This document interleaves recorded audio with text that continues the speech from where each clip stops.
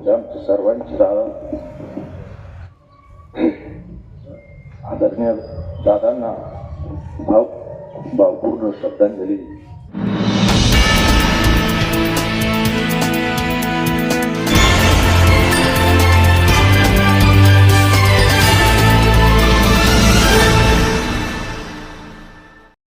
महाराष्ट्र राज्याचे उपमुख्यमंत्री स्वर्गीय अजितदादा पवार यांच्या दुःखद निधनाच्या पार्श्वभूमीवर कोल्हार गावात शोककळा पसरली होती. अंत्यविधी होईपर्यंत गावातील सर्व दुकाने व व्यवहार बंद ठेवण्यात आले होते. या पार्श्वभूमीवर कोल्हार येथे भावपूर्ण श्रद्धांजली सभेचे आयोजन करण्यात आलं होतं. या श्रद्धांजली सभेस महाराष्ट्रातील सर्व धर्मीय व सर्व पक्षीय नागरिक मोठ्या संख्येने उपस्थित होते. स्वर्गीय अजितदादा पवार यांना श्रद्धांजली वाहण्यासाठी नागरिकांनी एकत्र येत आपल्या भावना व्यक्त केल्या. यावेळी ॲडव्होकेट सुरेंद्र खर्डे पाटील स्वर्गीय अजितदादांबाबत बोलताना प्रथमच भावनावश झालेले पाहायला मिळाले. भाषण करताना त्यांचा कंठ दाटून आला होता. दादांच्या जाण्यानं मी पंगू झाल्यासारखं वाटत होतं. त्यांच्या जाण्यानं माझ्या कुटुंबातीलच एक व्यक्ती गेल्याची भावना आहे, असे भावनिक उद्गार त्यांनी काढले. भगवती माता मंदिराचा तीर्थक्षेत्र आराखड्यात समावेश करण्यापासून ते ग्रामपंचायत भवनास दिलेल्या भेटीपर्यंतच्या अनेक आठवणी त्यांनी यावेळी जागृत केल्या. दादांचा जनसामान्यांशी असलेला आपुलकीचा आणि जिव्हाळ्याचा संबंध त्यांनी उपस्थितांसमोर उलगडून दाखवला. श्रद्धांजली सभेत उपस्थित मान्यवरांनी स्वर्गीय अजितदादा पवार यांच्या व्यक्तिमत्वाचे विविध पैलू अधोरेखित केलेत. पुरोगामी विचारांचा नेता, सर्वधर्मीयांचा नेता, गोरगरिबांचा कैवारी, लहानांपासून मोठ्यांपर्यंत सर्वांचा लाडका, महाराष्ट्राचा रत्न, संपूर्ण राज्याच्या कानाकोपऱ्यातील प्रश्नांची जाण असलेला, प्रसंगी परखड पण तितकाच मायाळू व आपुलकीनं वागणारा, सर्वपक्षीय आमदारांचा नेता, कार्यतत्पर व वक्तशीर नेतृत्व अशी अनेक विशेषणे वापरून उपस्थितांनी त्यांना श्रद्धांजली अर्पण केली आहे. स्वर्गीय अजितदादा पवार यांनी आपल्या कार्यकाळात कोल्हार ग्रामपंचायतीला दिलेली भेट आजही ग्रामस्थांच्या स्मरणात कोरलेली आहे. त्या ऐतिहासिक भेटीचा व्हिडिओ आजही ग्रामस्थांच्या आठवणीत ताजा असून त्यांच्या विकासाभिमुख नेतृत्वाची आणि गावाशी असलेल्या जिव्हाळ्याची साक्ष देत आहे. या श्रद्धांजली सभेस डॉक्टर भास्करराव खर्डे, ॲडव्होकेट सुरेंद्र खर्डे, साहेबराव दळे, संभाजी राजे देवकर, बी.के. खर्डे, रावसाहेब कमळाजी खर्डे, दत्तात्रय राजभोज, ज्ञानेश्वर खर्डे, अजित मोरे, श्याम लोखंडे, सुनील बोरुडे, बाबू लोखंडे, प्रवीण लोखंडे, श्यामभाऊ गोसावी, बब्बाभाई शेख, श्रीकांत बेंद्रे, संदीप खर्डे, आबा खर्डे, श्रीकांत खर्डे, पत्रकार बांधव तसेच कोल्हार येथील ग्रामस्थ मोठ्या संख्येने उपस्थित होते. SRB न्यूजसाठी संतोष बोरुडे, कोल्हार, भगवतीपूर. आज या ठिकाणी महाराष्ट्र राज्याचे धुरंधर उपमुख्यमंत्री अजितदादा पवार यांचं काल विमान दुर्घटनेत दुःखद निधन झालं. त्यांना श्रद्धांजली वाहण्यासाठी या ठिकाणी आपण शोकसभेचं आयोजन केलेलं आहे.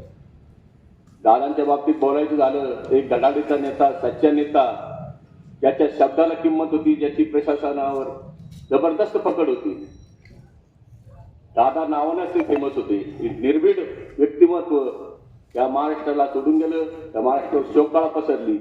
मी आदरणीय दादांना माझ्या वतीनं, आपल्या सर्वांच्या वतीनं आणि काँग्रेस पक्षाच्या वतीनं भावपूर्ण श्रद्धांजली अर्पण करतो. पुष्प अर्पण करण्यासाठी डॉक्टर भास्करराव खर्डे पाटील, सुरेंद्र पाटील खर्डे, सर्व मान्यवरांनी पुष्पगुच्छ.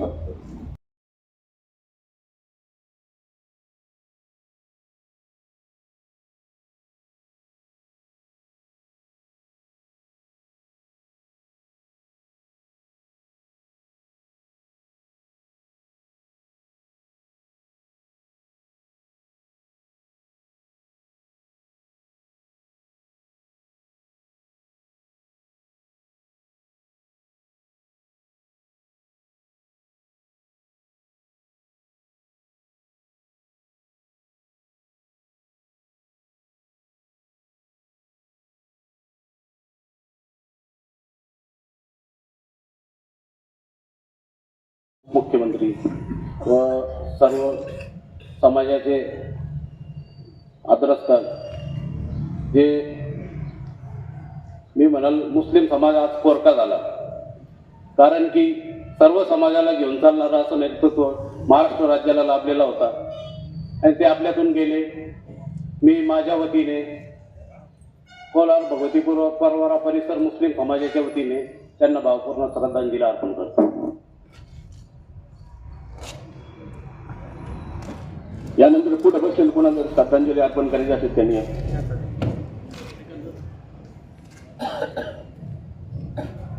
आज या ठिकाणी महाराष्ट्राचे लाडके उपमुख्यमंत्री आणि सर्वसामान्याचे नेता असलेला नेता म्हणजे दादा हे सर्वांचे लाडके नेते होते. या नेत्याला मी माझ्या पूर्वी माझे नेते म्हणूनच पाहिलेलं आहे आणि आज मी त्यांना नेते म्हणतो. आज मी माझ्या बुरड्या कुटुंबाच्या वतीनं व सत्यशोधक लहुजी क्रांती सेना राज्य प्रवक्ता या नात्यानं त्यांना भावपूर्ण श्रद्धांजली अर्पण करतो थांबतो.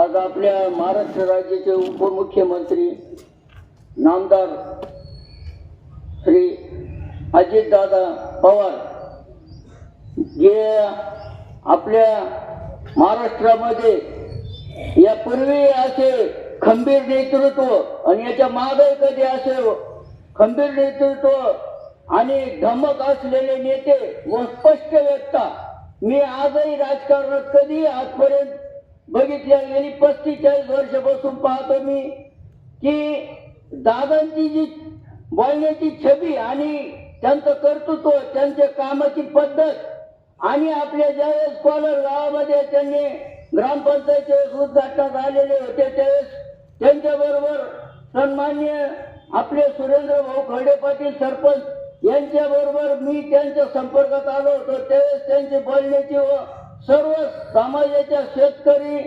कामकरी कष्टकरी व सर्व सामाजिक सर्वांना बरोबर घेऊन जाणारे असे आपले नामदार अजितदादा पवार यांना मी भीमशक्ती तरुण मित्र मंडळ व तसेच लोखंडे कुटुंबाच्या वतीने श्रद्धांजली अर्पण करतो व थांबतो.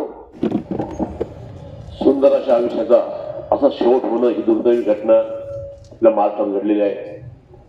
अशा दुर्दैवी घटनेला महाराष्ट्र सामोरं जात असताना या ठिकाणी महाराष्ट्राचे उपमुख्यमंत्री अजितदादा अनंतराव पवार हे काल 9च्या दरम्यान आपल्यातून गेलेले आहेत. ही दुर्दैवी घटना संपूर्ण महाराष्ट्राने पाहिल्यानंतर प्रत्येकाने देतच ठेवलं होतं. दादा गेले, दादांचं दुःख प्रत्येकाला होतं. पण विशेषतः आपण तर ठेवले, तरुणांनी ठेवले, वयस्करांनी ठेवले, महिला भगिनींनी ठेवले होते, लहान लहान मुलांनी ठेवलं होतं. एवढं आपुलकीचं नातं या दादांनी महाराष्ट्राशी जोडलं होतं.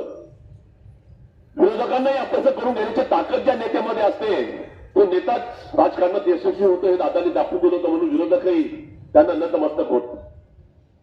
तेवढे मागच्या वेळेस तेव्हा या ठिकाणी झालेल्या सभेमध्ये त्याच पंतप्रधान मोदीजी आले होते आणि त्या ठिकाणी सगळ्यांची भाषणं झाली. पण दादा त्यावेळेस उपमुख्यमंत्री होते आणि भाजपने आयोजित केलेला कार्यक्रम होता. पण त्या ठिकाणी दादांना प्रोटोकॉल प्रमाणे बोलू द्यायला पाहिजे होतं. पण अचानक मोदीजी साहेबांचं नाव घेतलं आणि मोदीजी अचंबित झाले. अरे अजितदादा तुम बात नाही करोगे, तुम भाषण नाही करोगे. अजितदादा नवे भेटले, तुम्ही बोलावं. म्हणजे एवढ्या मोठ्या व्यक्तिमत्वालाही अजितदादांना त्या ठिकाणी ऐकण्याची संधी यावी अशी अपेक्षा होती. असं विरोधकांनी आपल्याचं करून घेण्याची ताकद ही अजितदादांमध्ये होते. सांगितलं जाते की कोलारमध्ये दादा ग्रामसदनाच्या निमित्ताने ग्रामपंचायतच्या उद्घाटनाच्या निमित्ताने एकदा आले होते. पण माझ्या माहितीनुसार मी स्वतः दादा पाहिलेत. दादा दोनदा या ठिकाणी आले होते. कारण ह्याच माधवदादांच्या पडवीपुढे विधानसभेच्या माध्यमातून अजितदादांचं भाषण मी या ठिकाणी ऐकलेलं आहे. त्यावेळेस कैलासवासी अनंत विठूजी खळे पाटील त्यांचे भाषण एक स्मरणात माझ्या राहिलेलं आजपर्यंत. एक वक्ता आपल्या गावात तसे ते होते अनंत पाटील आणि त्यावेळेस अजितदादांसमोर त्यांचं भाषण मी ऐकलं होतं. असे दोनदा अजितदादा या ठिकाणी येऊन गेले होते. अजितदादा मागच्या वर्षी मास्टर केसरीसाठी या ठिकाणी नगर जिल्ह्यामध्ये अहिल्यानगरला आले होते. त्यावेळेस मी एक सेल्फी घेण्यासाठी दादांकडे गेलो. दादा मला एक फोटो घ्यायचा आहे. अरे वा या म्हणे. त्यावेळेस मी माझा परिचय सांगितला. मी कोलारचा शंकर नानाच्या गावचा आणि सुरेंद्र पाटील हे आमचे गावचे सरपंच. हा म्हणे सुरेंद्र पाटील चांगले मित्र आहेत आणि घराचं नातं आहे. असे नाते जपणारे व्यक्तिमत्व आपल्यातून गेल्यामुळं या ठिकाणी आपल्या गावाला ते दुःख आहे. कारण शेजारी देवळाली गाव हे जन्मगाव त्यांचं आणि अशा व्यक्तिमत्वाला या ठिकाणी आपल्या सर्व समाज बांधवांच्या वतीने सकल हिंदू बांधवांच्या वतीने त्याचप्रमाणे शिवसेनेचा उपजिल्हा प्रमुख या नात्याने असे काही काही गोष्टी आहेत की मी आता एक क्लिप पाहिली. काय म्हणे व धावपळ करण्यामध्ये जीवन व्यस्त करण्यापेक्षा काही निवडणुका ह्या कार्यकर्त्यांच्या जीवावर तो गांजा राऊत म्हटला, वाईट वाटतं का असे काही लोक आहेत का माणूस गेल्यानंतर हे त्याची मागे तिसकुल्या करण्याचे सोडत नाहीत. आता तो म्हणतोय काय म्हणे, धावपळीच्या जीवनामध्ये एवढ्या निवडणुका घ्यायला नाही पाहिजे आणि घेतल्या तर कार्यकर्त्यांच्या जीवावर हरी दिवस तुमचे त्याच्यामुळे चालेल. त्यामुळे अशा वेळेस तरी या माणसाने बोलावं नाही. असा महाराष्ट्र, सदन महाराष्ट्र आणि सर्वांनी घेऊन चालणारा महाराष्ट्र दादांनी निर्माण केला होता. म्हणून मी आपल्या सर्वांच्या वतीने शिवसेना दशनाम गोसावी समाज प्रदेश कार्याध्यक्षा नात्याने, बाळासाहेबांची शिवसेना उपजिल्हा प्रमुख एकनाथजी शिंदे गट या नात्याने, त्याप्रमाणे कुस्ती मल्ल विद्याचा तालुका अध्यक्ष नात्याने आणि आमच्या सर्व धर्मीय बांधवांच्या वतीने आमच्या दादांना माता भगवतीची चरणी, शिवशंभूची चरणी चांगली जागा लाभवाची प्रार्थना करतो. या ठिकाणी थांबतो. ओम नमो नारायण.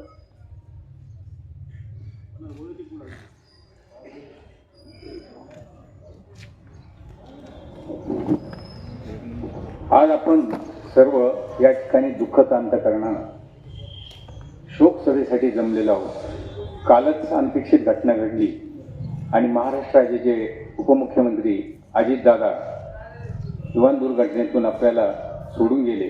कोणाचाही विश्वास बसत नाही. बातमी पाहत असताना असं वाटायचं की दादा दवाखान्यात जातील, बरे होतील, सर्वांची अपेक्षा अशी होती. पण नियतीचा खेळ वेगळा होता. असे दादा आपल्यातून गेले. ज्या दादांचं माहेर आपल्या जवळ आहे, आजोळ, तिथे जन्म झाला आहे देवळालीला, आणि कोलारशी त्यांचा संबंध असायचा. नानांच्या घराशी म्हणजे आपले सुरेंद्र पाटलाशी कायम संपर्कात असणारे असे दादा, आणि या संपूर्ण महाराष्ट्राची बारीक सारीक जाणीव असणारे आणि अभ्यास असणारे दादा आपल्यातून गेले. संपूर्ण महाराष्ट्रात शोकमग्न झालेला आहे, शोकयुक्त असा महाराष्ट्र झालेला आहे. आणि संपूर्ण देशाला सुद्धा दादांचं कर्तृत्व, नेतृत्व माहीत होतं. मोदीजींनी त्याची दखल घेतली. आणि माझा या ठिकाणी सुरेंद्र भाऊचे पुष्कळ फोटो आहेत आणि सुहासजीचा फोटो आहे. बऱ्याच जणांचे आपल्या श्याम भाऊन सांगितलं की दादांचे फोटो आहेत. माझा एक थोडासा संपर्क दादाशी आला होता की दादा ज्या वेळेला आपले उद्धवजींच्या मंत्रिमंडळामध्ये होते त्यावेळेला मला त्यांना एक ट्रक संस्थेच्या वतीनं निवेदन देण्याची, त्यासाठी आम्ही गेलो होतो 7-8-10 जण. सकाळी दादांनी 10 वाजता 9-9:30ला आम्हाला अपॉइंटमेंट मिळाली होती. आम्ही त्यांच्या बंगल्यावर गेलो होतो. इतका स्पष्ट वक्ता आणि खऱ्याला खरं म्हणणारा, खोट्याला खोटं म्हणणारा माणूस मला त्या दिवशी दिसला. आणि तेव्हापासून माझ्या मनामध्ये अशी एक दादाविषयी वेगळीच आत्मीयता निर्माण झाली की हा माणूस खोट्याला कधीच साथ करीत नाही. आम्ही बसला असताना त्यांच्या पेन सांगितले की त्यांच्या बारामती भागातले 4-6 कार्यकर्ते मोठे त्या ठिकाणी त्यांना भेटायला आले. दादांनी बोलवलं आणि सर्व बसलेले होते तिथं. राठीशेठ होते, आबा होते आमचे, आणि ते 2-3 जण आले, पेढे घेऊन आले, हार घेऊन आले. पण दादांनी त्यांना पाहिलं आणि इतके स्पष्ट बोलले, अरे तुम्ही मला हारतुरे देऊन आणि पेढे देऊन मला आम्हीच दाखवता काय? तुम्ही तुमच्या भागामध्ये गुन्हे करता, गुंडगिऱ्या करता, खून मारामाऱ्या करताना बचावासाठी माझ्याकडे येतात. अजिबात नाही, चालते व्हा. आमच्या सर्व देखत दादा त्यांना काढून दिलं बाहेर. त्यांचे हारतुरे घेतले नाही. वाईटाला वाईट बनणारा किंवा खरा बोलणारा माणूस, त्यावेळेपासून माझ्या मनामध्ये दादाविषयी एक वेगळीच सद्भावना आणि आदरयुक्त भावना आहे. अशा या महान नेत्याला आज आपल्या सर्व दुःख सोडून गेले. परमेश्वर त्यांना आणि त्यांच्या कुटुंबाला एक सावरण्याची शक्ती देवो. आणि या ठिकाणी मी आपल्या सर्वांच्या वतीने आणि भगवती देवालय ट्रस्टच्या वतीनं दादांना भावपूर्ण श्रद्धांजली अर्पण करतो. थांबतो. जय हिंद, जय महाराष्ट्र.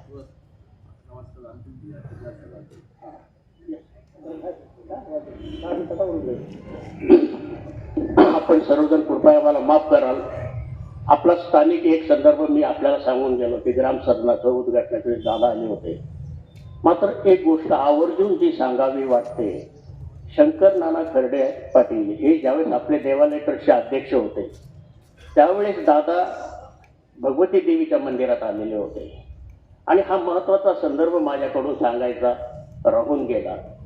त्या पाठोपाठ एक गोष्ट मला जी नमूद करायची ती कदाचित सुरेंद्र खर्डे पाटील आणि डॉक्टर भास्करराव खर्डेंना पटणार नाही, रुचणार नाही.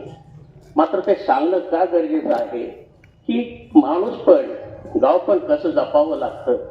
ठीक आहे, महाराष्ट्र शोक साजरा बुडाला पण ठीक आहे. पण ज्यावेळेस सुरेंद्र पाटलांना ही घटना कळाली तत्काळ त्यांनी झालेल्या नुकत्याच झालेल्या वाढदिवसाचे फ्लेक्सची शुभेच्छा फलक काढण्याच्या सूचना केल्या. हा झाला सुरेंद्र खर्डे पाटलांच्या बाबतीतला विषय. डॉक्टर भास्करराव खर्डे पाटलांचा आज वाढदिवस आहे, नियोजित होता. मात्र त्यांनी देखील व्यक्तिशः स्वतः मेसेज पाठवले. याच्यासाठी व कुणाला पाठायला लावला किंवा काही नाही, यांनी केलं असेल त्यांनी केले असेल, कुठलीही त्यात हे न शोधता आप स्वतः टाका की माझा वाढदिवस मी हा रद्द केलेला आहे. सर्वांच्या शुभेच्छा माझ्या पाठीशी आहेतच, भविष्यातही राहतील हे सांगायचं होतं. आणि जर आपण जो मागाशी विषय सांगितला की बहुजनांचं नेतृत्व करणारे हे जे दादा होते ते तीर्थरामच्या सजल्या, त्यांच्यासह असणारे जे काही 4-5 सहकारी होते त्यांना देखील मी या ठिकाणी श्रद्धांजली वाहतो. ज्यासाठी आज आपण जमलोय अशा आपल्या सर्वांचेच लाडके नेते महाराष्ट्र राज्याचे उपमुख्यमंत्री माननीय अजितदादा पवार साहेब यांचं काल बारामती येथे विमान अपघातात निधन झाले. मान्यवरांनी दादाबद्दल किंवा दादाबद्दल सांगण्याची काही गरज नाही आहे, आणि दादांचं व्यक्तिमत्व जेवढं मोठं होतं. आज सोशल मीडिया सर्वच वापरतात. ज्यांच्या मोबाईल असेल त्यांच्या काल स्टेटसला प्रत्येकाच्या कोणत्या जाती धर्माचा माणूस असो त्याच्या प्रत्येकाच्या स्टेटसला दादांचा आज बी फोटो आहे. त्याच्यामुळं दादांचं व्यक्तित्व काय होतं महाराष्ट्राला आणि भारताला सांगण्याची गरज नाही असं वाटतं. म्हणून आपला माणूस कोण असतो हे काल दादा गेल्यानंतर कळालंय पूर्ण महाराष्ट्राला. दादाच्या जाण्याने सर्व महाराष्ट्राचं जे नुकसान झालंय ते भरून न येण्याचं आहे. आपल्या कोलार ग्रामपंचायतच्या वतीने पद्मश्री डॉक्टर विठ्ठलराव विखे पाटील कारखान्याच्या वतीने मी दादांना भावपूर्ण श्रद्धांजली अर्पण करतो.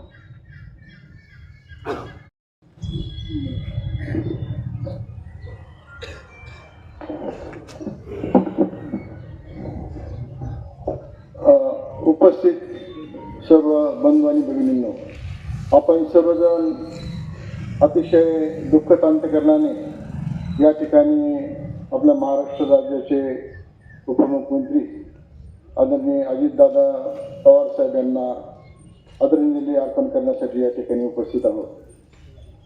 आपण सर्वांना ज्ञात आहे की काल सकाळी 8:46 बारामती येथे विमान कोसळून आदरणीय दादांचा त्यामध्ये मृत्यू झालेला आहे.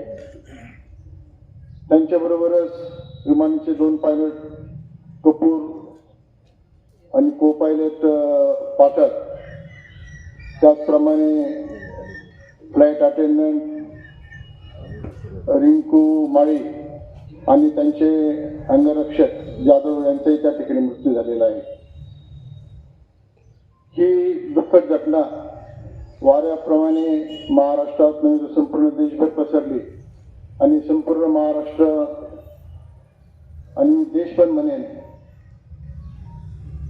दुःखाच्या सागरामध्ये त्यावेळेस बुडून गेलेला होता. अजितदादांचा माझा तसा व्यक्तिशः फारसा संबंध आलेला नव्हता, परंतु असंख्य कार्यकर्त्यांच्या बोलण्यातनं किंवा त्यांच्याशी चर्चा करत असताना अजितदादांचे व्यक्तिमत्वाचे विविध पैलू त्या ठिकाणी मला कळलेले होते.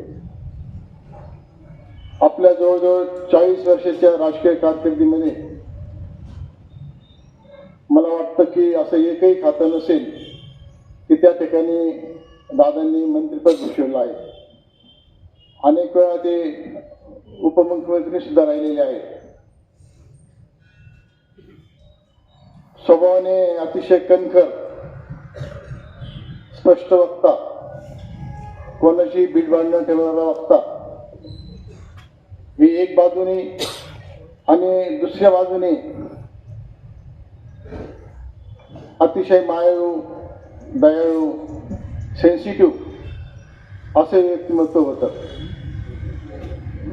अजितदादांचं कुटुंबावरती सुद्धा फार प्रेम होतं. त्यांना फॅमिली मॅन म्हणायचे.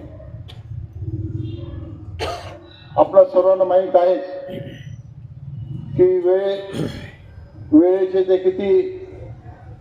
किती ते भान ठेवायचे, वेळेचे किती मान ठेवायचे हे आपल्या सर्वांना माहीत आहे. परंतु असा हा महान नेता गेल्याने निश्चितपणे आपला महाराष्ट्र पोरका झालेला आहे. हा वेळेचं भान ठेवणारा नेता आपल्यात वेळ आधीच निघून गेलेला आहे. याची सर्वांना या ठिकाणी हळहळ वाटते आणि म्हणूनच संपूर्ण महाराष्ट्र शोकाकुल या ठिकाणी झालेला आहे. महाराष्ट्राच्या राजकीय दादाचं जाण्याने संपूर्ण बारामती नव्हे संपूर्ण महाराष्ट्रावरती देशावरती शोककळा पसरलेली आहे आणि यातनं सावरण्याची शक्ती परमेश्वर आपला सर्वांना देव असे परमेश्वर मी प्रार्थना करतो आणि व्यक्तिशः माझ्या वतीनं आपल्या सर्वांच्या वतीनं प्रवर बँकेच्या वतीनं प्रवर उद्योग समूहाच्या वतीनं आदरणीय दादांना या ठिकाणी आदरणीय व्यक्त करतो आणि थांबतो.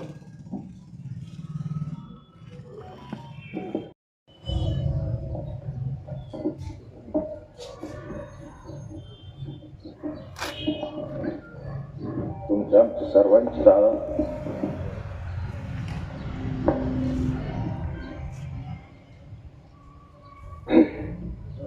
आदरणीय दादांना भावपूर्ण श्रद्धांजली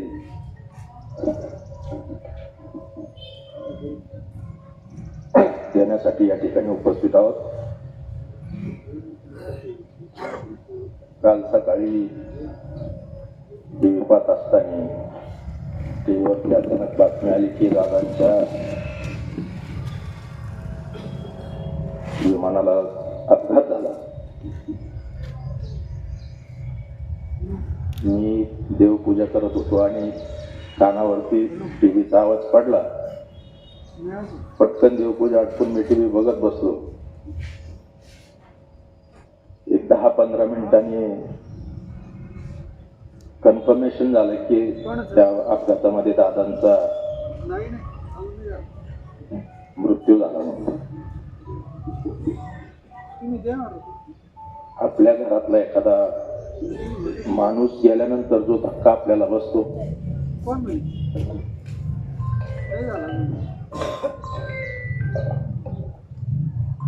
तोच धक्का मला बसला आणि 10-15 मिनिटं काय मला सूचना असं झालं. माझी पत्नी त्यावेळी माझ्या बरोबर होती. माझ्या डोळ्यातून अश्रू सुरू झाले. माझी पत्नी सुद्धा रडायला लागली. हे सांगण्याचं कारण असं की 2005 साली मी राजकारणामध्ये प्रवेश केला ग्रामपंचायतच्या माध्यमातून आणि राष्ट्रवादी काँग्रेस पक्षाचा कार्यकर्ता म्हणून मी काम करायला लागलो. तेव्हापासून माझा आणि दादांचा संपर्क आला. 2005 मध्ये सरपंच झाल्यानंतर दादा राज्याचे उपमुख्यमंत्री होते. काँग्रेस शासित सरकार होतं. परंतु जेव्हा मी दादांच्या संपर्कात आलो आणि मुंबईला किंवा इतरत्र दादांना भेटल्यानंतर मी पाहिलं किंवा मंत्रालयामध्ये जेव्हा काही कामं घेऊन ग्रामपंचायतच्या असतील किंवा कुठल्या कार्यकर्त्यांच्या असतील त्या संदर्भात दादांची भेट घेतली. मी तिथं पाहिलं की मंत्रालयामध्ये खरा दादा फक्त अजित दादाच आहे. भरपूर मंत्री मी जवळून पाहिले त्या कार्यकाळामध्ये. वेगवेगळ्या विभागाचे प्रमुख मंत्री पाहिले, कॅबिनेट पाहिले, राज्यमंत्री पाहिले. परंतु दादांचा जो दरारा होता मंत्रिमंडळामध्ये असेल किंवा मुंबईत महाराष्ट्रात असेल तो वेगळाच होता. आणि मी इतका प्रभावित दादांच्या व्यक्तिमत्वाने झालो. कुठलंही काम घेऊन गेल्यानंतर तिथं प्रचंड गर्दी असायची दादांकडे, प्रचंड गर्दी. जे आपण पेपरला टीव्हीवर आता किंवा सोशल मीडियावर बघतो की दादा शिस्तप्रिय माणूस होता आणि वस्तुस्थिती तशीच होती. देवगिरी बंगल्यावरती गेल्यानंतर वेटिंग रूम जी असायची की आलेल्या पाहुण्यांना बसण्याची व्यवस्था, त्या ठिकाणी माझ्याबरोबर BK खर्डे असायचे, संजू पाटील खर्डे, आम्ही 5-6 जण जायचो. त्यांनी सुद्धा अनुभवलोय की पेपर वाचल्यानंतर आलेला किती मोठा पुढारी असो, आमदार असो किंवा मंत्री दर्जाचा असो, पेपर उचलला की तो वाचून झाल्यावर स्वतःहून घडी घालून ठेवणार.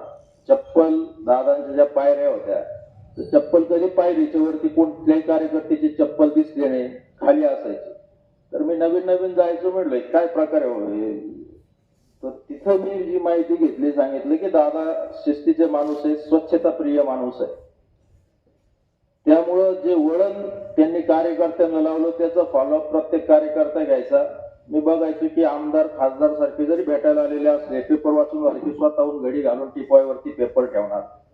आणि इतकं शिस्तबद्ध काम दादांचं असायचं. आम्ही ज्या वेळी गेलो, काही कामं होण्यासारखे असतील, काही न होण्यासारखे असतील, आमच्या समक्ष महाराष्ट्रभरातून तिथं लोक आलेले असायचे. दादांकडे अर्ज केला, दादांनी बघितलं की समजा मी गेलेलो आहे घेऊन एखादं काम, तर सुरेंद्र हे काम तुझं होईल. पुढच्या चक्करला जावं लागत नव्हती, लगेच फोन उचलणार. संबंधित विभागाचे कोण अधिकारी असतील, कलेक्टर असतील, सीओ असतील, त्या विभागाचा अधिकारी असेल, त्याला तातडीने लगेच फोन करणार आपल्या समोर आणि हे काम झालं पाहिजे अशा सूचना द्यायची.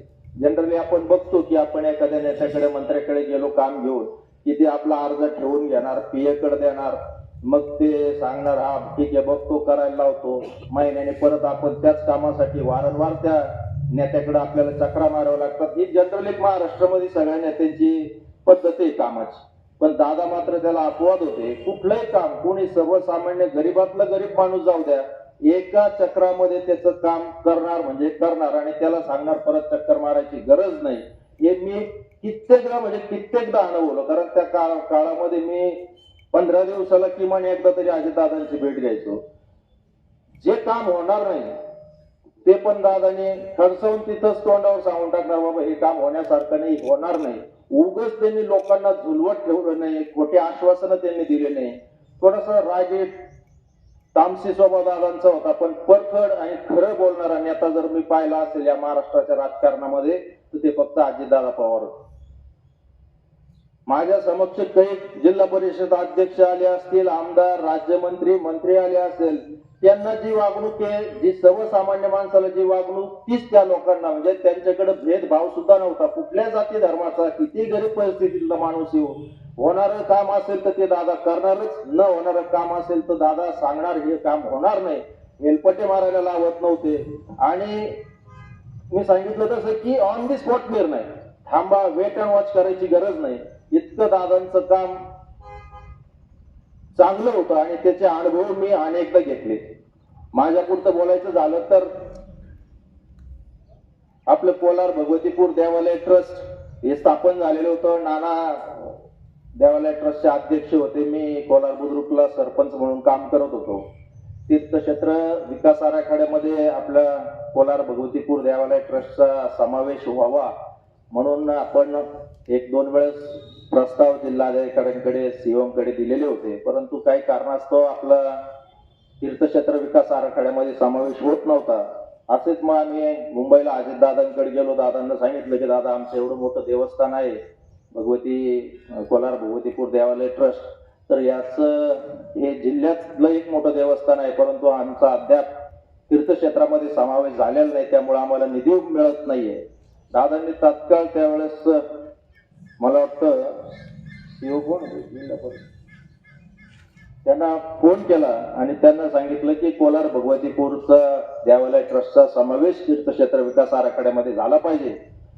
तर त्यांनी पण सांगितले की दादा आता मीटिंग होऊन गेलेली आहे, पुढच्या मीटिंग मध्ये ठेवतो. दादाने सांगितलं की मागच्या मीटिंगच्या प्रोसिडिंगला मंजुरी दाखवा आणि मी सांगतोय ते लगेच मंजूर झालं पाहिजे. मला आठवतं की मी त्यावेळेस मला मुंबईवरून सुहास वैद्य, संजय कोळश यांना फोन केले होते की तीर्थक्षेत्र विकास आराखड्यामध्ये आपल्या कोलार भगवतीपूर देवालय ट्रस्टचा समावेश झाला. इतकं पटकन एका दिवसात, एका तासामध्ये दादांनी आपला तो एक प्रश्न मार्गी लावला. ग्राम सदन, ग्रामपंचायतची बिल्डिंग आपण जी पाहताय ते काम सुद्धा दादांच्या आशीर्वादाने, दादांच्या सहकार्यानं, दादांच्या पाठपुराव्यानं आम्हाला पूर्ण करता आलं. म्हणून माझा आग्रह होता की दादा तुम्ही या आमच्या वास्तूच्या उद्घाटनासाठी तुम्ही या ठिकाणी आलं पाहिजे, तुमच्या शुभ हस्ते आम्हाला हे करायचंय. आणि दादांनी तत्काळ सांगितलं की हो मी येणार. शब्द दिल्याप्रमाणे दादा इथं आले, कार्यकर्त्यांना भेटले, त्यानंतर माझ्या घरी आले. हे का सांगतोय की कोलारसाठी दादांचं, तुमच्या सगळ्यांना या गोष्टी माहीत नसणार आहे, पण दादांचं योगदान आपल्या कोलार भगवतीपूरच्या विकासामध्ये सुद्धा खूप मोठं आहे. 2005 साली आपली जी पाणी योजना आहे, पाणी पुरवठा योजना, ती बंद होती. अर्धवट काम तिचं झालं होतं आणि ती बंद पडलेली होती. त्या संदर्भात सुद्धा दादांकडे आम्ही निवेदन दिलं की दादा, हे काम आमचं सुरू होणं गरजेचं आहे. तत्काळ दादांनी संबंधित विभागाला आदेश केले की जी कोलारची पाणी योजना आता रखडलेली आहे, बंद पडलेली आहे, ती पुन्हा सुरू करण्यात यावी आणि त्याप्रमाणे कार्यवाही सुरू झाली. निधी उपलब्ध करून दिला गेला आणि आता जी आपली पाणी आपण ज्या नळाने येते ती पाणी पुरवठा योजना त्यावेळेस दादांनी सुरू करून दिली. इतकं दादांचं व्यक्तिमत्व, त्यांचा इतका प्रभाव माझ्यावरती, माझ्या कुटुंबावरती होता. मी अनेकदा म्हणजे कित्येकदा दादांना भेटलो आणि जेव्हा काम घेऊन गेलो, आपल्या गावचं असेल, मग कॉन्क्रिटीकरणासाठी निधी आणणं असेल किंवा इतर कार्यकर्त्यांच्या कामासाठी गेलो असून दादा मला कधीही नाही म्हटलं नाही. इतका जीव दादांनी माझ्यावरती दादांचा होता.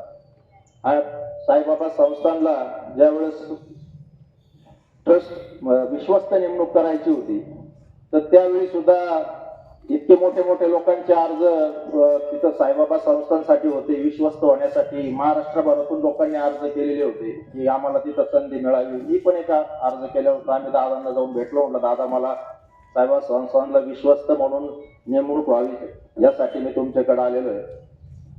त्यावेळेस राजकारणही आपल्याकडे खूप टोकाचं चालू होतं. माझ्या नावाला काही ठिकाणी विरोध झाला. आमच्या पक्षांतर्गत पण काही लोकांनी माझ्या नावाला विरोध केला. व आता हा राजकारणात आला, याला कसं लगेच तुम्ही संधी देता वगैरे वगैरे.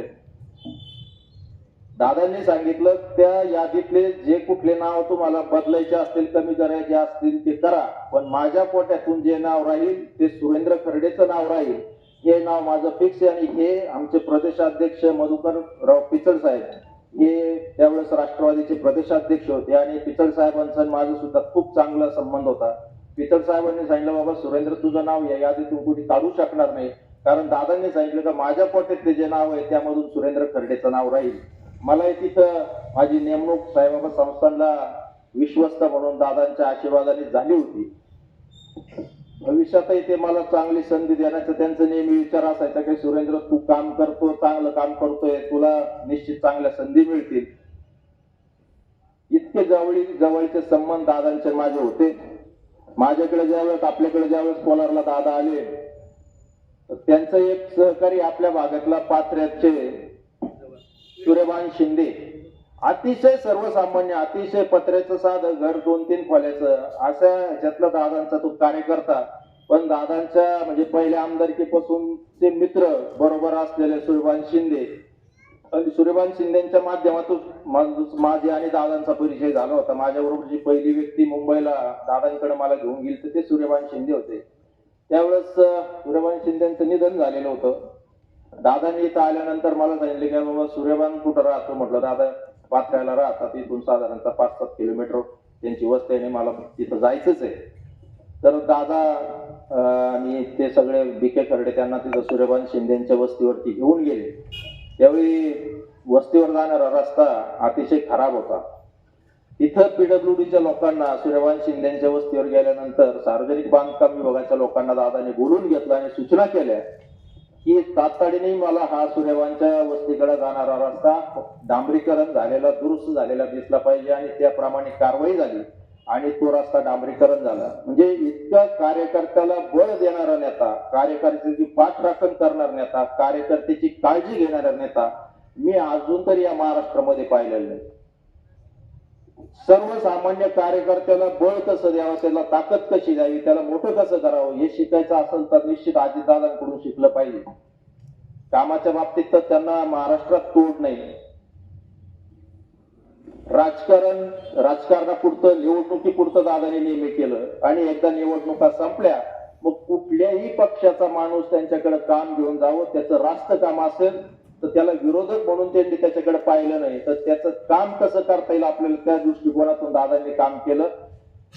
त्यांच्या तुम्ही व्हिडिओ पाहिले असेल की ते भाषणातून सुद्धा सांगायचे निवडणुका संपल्या की राजकारण संपलं आणि मग महाराष्ट्राचा उपमुख्यमंत्री म्हणून मी काम करतो. त्यावेळेस कुठल्याही पक्षाचा माणूस माझ्याकडे काम घेऊन आला तर निश्चित मी ते काम करतो. तुम्ही आता मुलाखती पाहिल्या असेल की एकमेव लोकप्रिय मंत्री जर म्हणाल तर अजितदादा, सर्व पक्षीय आमदारांमध्ये दादांचं एक वेगळं, दादांबद्दल एक वेगळी आपुलकी, एक वेगळा आदर नेहमी राहिलेला आहे. मग ते राज्याचे मुख्यमंत्री असतील, उपमुख्यमंत्री शिंदे साहेब असतील, फडणवीस साहेब असतील किंवा इतरही पक्षाचे जे आमदार असतील, खासदार असतील, मंत्री असतील, तुम्ही तुमचा जर कोणाशी संपर्क आला तर तुम्ही निश्चित विचारा अजितदादांबद्दल. सगळेच त्यांच्या दादांबद्दल चांगलंच बोलणार, कारण दादांनी सगळ्यांना नेहमी समान न्याय दिला, चांगलं काम दादांनी सगळ्यांसाठी करण्याचा प्रयत्न केला. असं एक वेगळं व्यक्तिमत्व दादांचं होतं. खऱ्या अर्थाने राजकारणातलं दादा म्हटलं तर वावगं ठरणार नाही. पवार कुटुंबाचा आणि आपल्या प्रवरा परिसराचा खूप जुनं नातं आहे. स्वर्गीय आप्पासाहेब पवार जे आपल्या प्रवरा कारखान्याला MD म्हणून त्यांनी अनेक वर्ष काम केलं. आदरणीय शरदचंद्रजी पवार साहेब प्रवरनगरला राहायला होते आणि शिकायला MG महाविद्यालय रयतचं जे आहे तिथं त्यांनी 2-2.5 वर्ष शिक्षण घेतलं. म्हणजे या पवार कुटुंबाचा आणि आपल्या परिसराचं खूप पूर्वीचं नातं आहे आणि तेच नातं जपण्याचं काम अजितदादांनी सुद्धा त्यांच्या आयुष्यामध्ये केलं. त्यांचा आजूळ देवळाली प्रवरा आपल्यापासून जवळ आहे, कदम त्यांचे मामा आहेत आणि त्यामुळं आपल्या परिसरावर दादांचं विशेष प्रेम होतं. आदरणीय रावसाहेब पाटील मस्के असतील, रवींद्र पाटील देवकर असतील, या सगळ्यांशी सुद्धा दादांचे खूप जिव्हाळ्याचे आणि प्रेमाचे संबंध होते. भगवती देवी मंदिराला त्यांनी भेट दिलेली आहे. निवडणुकीच्या दरम्यान आपल्या भागात दादांनी प्रचार केला, प्रचारानिमित्त आले. एक धडाडीचं नेतृत्व, स्पष्ट वक्ता, स्पष्ट तोंडावर बोलणारा माणूस आणि सकाळी 6 वाजल्यापासून रात्री झोपेपर्यंत कामाचा ध्यास असलेला माणूस, ध्यास असलेला नेता कोण असेल तर ते अजितदादा पवार. काल सुद्धा आपण बघितलं असेल की त्यांची विमान दुर्घटना झाल्यानंतर सगळे म्हणजे त्यांच्या बरोबरचे त्यांचे 4 सहकारी, पायलट, को पायलट, त्यांचा अंगरक्षक आणि ती अटेंडंट यांचा देखील मृत्यू झाला. पण दादांच्या फायली दादांसोबत होत्या. ज्या कामाचे कागदपत्र ते जळलेले नाहीत, ते सगळे बहुतांशी कागदपत्र सुरक्षित तिथं विमानाच्या आजूबाजूला पडलेले दिसले. म्हणजे सकाळी 6 वाजता दादा मुंबईवरून निघाले, त्यावेळेस सुद्धा कामच करत होते आणि बारामतीत सुद्धा सभेसाठी येत असताना सर्व कामाची कागदपत्र दादांबरोबर सोबत होती. तुम्ही विकास आपण जे म्हणतो तर जे कोणी बारामतीला गेले त्यांनी निश्चित पाहिलं असेल की महाराष्ट्रातलाच जिल्ह्यात असं नाहीये असं बारामती शहर दादांनी आणि पवार कुटुंबाने करून दाखवलेलं आहे. बारामतीला जो माणूस पहिल्यांदा जातो, एकदा बारामतीचे रस्ते, बारामतीचे बाजारपेठ, बारामतीमध्ये असलेल्या सरकारी सगळ्या संस्था, सहकारी संस्था, हे सगळं जर आपण नजरेखालून घातलं तर असं वाटतं की आपण भारतातल्या एखाद्या तालुक्यात आलेलो नाही, कुठंतरी दुसऱ्या परदेशामध्ये आपण आलो की काय. अशी डेव्हलपमेंट त्या बारामती शहराची, बारामती जिल्ह्याची, तालुक्याची त्यांनी केलेली आपल्याला पाहायला मिळते. काटेवाडी असेल, त्यांचं राहतं गाव अतिशय सुंदर, रस्ते, त्याला सर्व्हिस रोड, वृक्षारोपण म्हणाल तर तुम्ही पूर्ण हिरवगार असं बारामती शहर आपल्याला पाहायला मिळतं. याला म्हणतात विकासाचं मॉडेल. तिथलं तुम्ही पोलीस स्टेशनची बिल्डिंग पहा, तिथल्या सगळ्या संस्था, सहकारी असेल किंवा सरकारी असेल, अतिशय सुंदर काम त्या ठिकाणी या पवार कुटुंबाने निर्माण केलेलं आहे. म्हणूनच कालपासून तुम्ही बघितलं असेल की कुठल्याही पक्षाचा राज्य पातळीवरचा नेता असो किंवा राष्ट्रीय पातळीवरचे नेते असो, मग त्यामध्ये आदरणीय नरेंद्रजी मोदी साहेब असतील, अमित शहा साहेब असतील किंवा केंद्रीय मंत्रिमंडळातील अनेक नेते, त्यांनी दादांबद्दल सगळ्यांनी गौरव उद्गारच काढले. ज्यांनी दादांचा अनुभव घेतला, दादांच्या कामाचा अनुभव घेतला, त्यांनी दादांचं कौतुकच केलं. असे दादा आकस्मित अचानक आपल्या सर्वांना सोडून गेलेत. फक्त पवार कुटुंबाचंच नाही तर संपूर्ण महाराष्ट्राचं खूप मोठं नुकसान दादांच्या जाण्याने झालेलं आहे. दादांची बोलण्याची शैली सुद्धा कधी कधी त्यांना त्याच्यापासून थोडा त्रासही सहन करावा लागला, पण एकदम ग्रामीण टच असलेली, म्हणजे गावाकडची भाषा, बोली भाषा जी म्हणतो तशी भाषा दादांची असायची. भाषणामधून सुद्धा मिश्किलपणे ते जोक करायचे, लोक हसवायचे. कधी कधी त्यांच्या बोलण्याने थोडस वाद पण निर्माण व्हायचा, परंतु त्याचा कधी दादांनी विचार केला नाही आणि खूप चांगला वक्ता आपल्यातून गेलेला आहे. महाराष्ट्राचं मी सांगितलं की कधीही भरून नाही येणार. जे काही मोजके मागाशी नाव घेतले की विलासराव देशमुख साहेब असतील, या पिढीतले गोपीनाथजी मुंडे साहेब असतील, आणि आता प्रमोद महाजन जे असतील, आता अजितदादा यासारखे लोक या महाराष्ट्रातून गेलेत, परत आपल्याला दादा तरी पाहायला भेटणार नाहीत, याचं निश्चित खूप मोठं दुःख मनामध्ये आहे. आज जर आपण महाराष्ट्रात पाहिलं तर त्या तोडीचा कोणी विरोधी पक्षामध्ये नेता आपल्याला पाहायला मिळत नाही. विरोधी पक्षाची धुरा, राष्ट्रवादी काँग्रेसची धुरा आता कोण सांभाळेल असं सगळ्यांच्या मनामध्ये प्रश्न निर्माण झाला. कारण दादांचा एक वचक, दादांची एक दहशत सत्ताधारी पक्षामध्ये किंवा इतर सगळ्याच पक्षांमध्ये होती. आज दादा गेल्याने ही खूप मोठी पोकळी निर्माण झालेली आहे. या महाराष्ट्राचं खूप मोठं कधीही ना भरून येणारं नुकसान झालेलं आहे. माझ्या बाबतीत तर मी सांगितलं की मी पंगू झाल्यासारखं, म्हणजे स्वतःला, मला कालपासून ती भावना माझ्या मनात की एक आधार दादांच्या जीवावरती जे माझे जे सहवासात आपले कोलार, गतीपूर परिसरातले लोक असेल तर मी नेहमी अजितदादांचं नाव घेणार. माझ्या पाठीशी दादा खंबीर आहे, माझ्या पाठीशी दादा खंबीर आहे. मी आता शिर्डीला दादांना मागे भेटलो होतो, त्यानंतर मुंबई दादांची मध्ये भेट घेतली. मी म्हटलं दादा मला परत सक्रिय काम करायचं आहे. तर त्यांनी सांगितलंय की आता जिल्हा परिषदेच्या निवडणुका होऊ देत, मग मुंबईला आल्यानंतर आपण एक कार्यक्रम घेऊ आणि त्या ठिकाणी तू ये वगैरे वगैरे चर्चा झाली होती. परंतु तो दिवस आता उजाडणार नाही याचंही खूप मोठं दुःख मला निश्चित आहे. आपल्या कोलार भगवतीपूर गावासाठी दादांचं खूप मोठं योगदान आहे. अशा या दादांना मी आपल्या सर्वांच्या वतीनं, व्यासपीठातील सर्व मान्यवरांच्या वतीनं, व्यक्तिशः आमच्या शंकरनाना खर्डे पाटील कुटुंबियाच्या वतीनं दादांना भावपूर्ण श्रद्धांजली अर्पण करतो. दादांच्या आत्म्यास चिर शांती लाभो अशी आई भगवती चरणी प्रार्थना करतो. दादांच्या कुटुंबांना खूप मोठं दुःख झालेलं आहे. त्या दुःखातून पवार कुटुंबियाला सावरण्याची शक्ती आई भगवती देव अशी मी भगवती चरणी प्रार्थना करतो.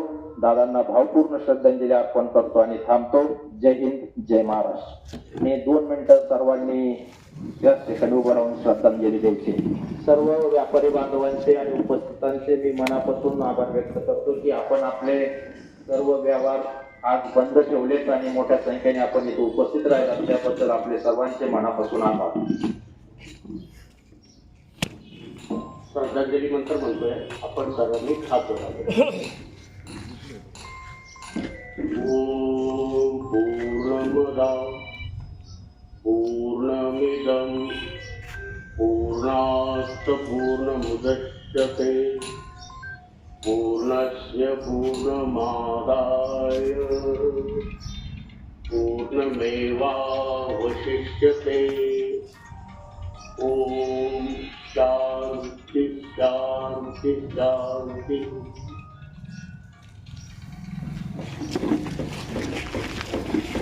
ताज्या बातम्यांसाठी आणि नवनवीन अपडेट्ससाठी SRB न्यूजला सबस्क्राईब करा आणि बेल आयकॉनला प्रेस करा.